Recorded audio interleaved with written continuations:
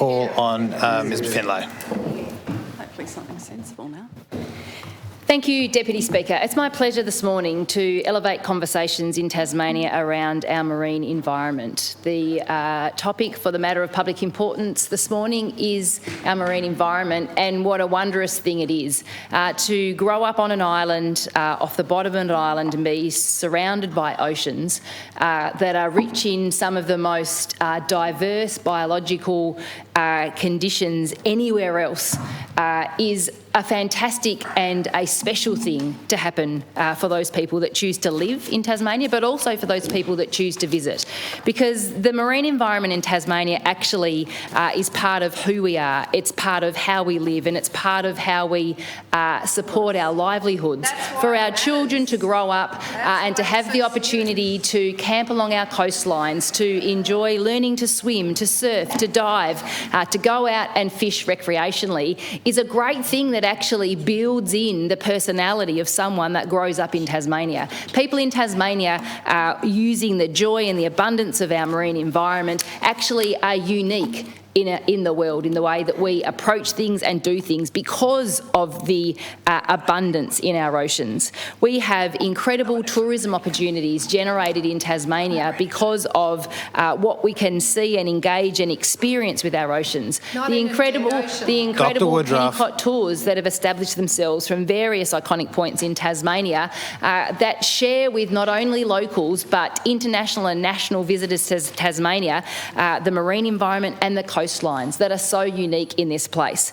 To grow up and live and develop a family and to support a livelihood in Tasmania, we need to be grateful for our oceans and for all of the wondrous things that they offer. I had the opportunity many years ago to see an underwater photography exhibition from the incredible wildlife and situations that we see all around our coastlines. There are some in this place that seek to focus on negativity, but there are many in this place that enjoy the positivity of the marine environment in Tasmania, and none so than the people that choose to raise their families and live in our small regional and rural towns and our coastal towns, whether it be a generational fisher, a family who has fished for years in very unique situations where there is pressure on our wild fishing stocks, where you can still in Tasmania, one of the few places around the world, have a local fisher go out and fish in our marine environment,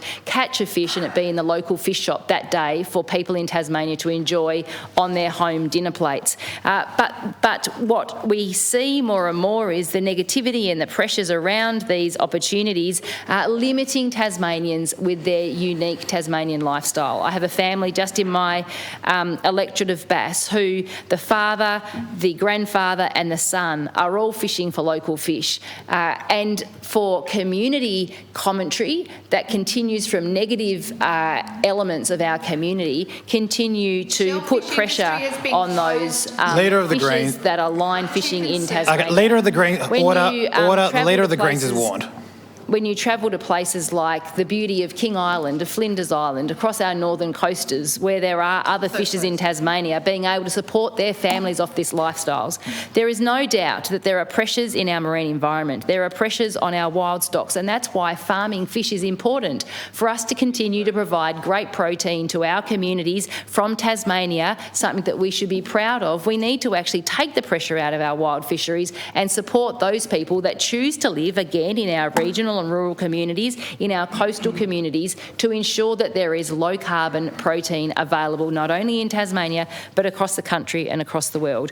We in Tasmania should be proud of the incredible organisations and research institutes that continue to demonstrate what is possible and what is being done in Tasmania, led by Tasmanians. We have IMAS, we have the local elements of the FRDC, we have our SMRCA grants, we have the seafood industry in Tasmania that are all looking out for the ocean environment and the marine environments in Tasmania. There is no doubt that Tasmania is in a unique position. We have a wondrous, we have an abundant and we have a cared for marine environment that always needs protection. One of the things that the Greens often raise about concerns and pressure on the marine environment is climate change. The greatest solution to climate change is renewable energy, but get this, the Greens don't even support renewable renewable energy, which would impact our lessening of climate change and support our marine environment. Member's time has expired.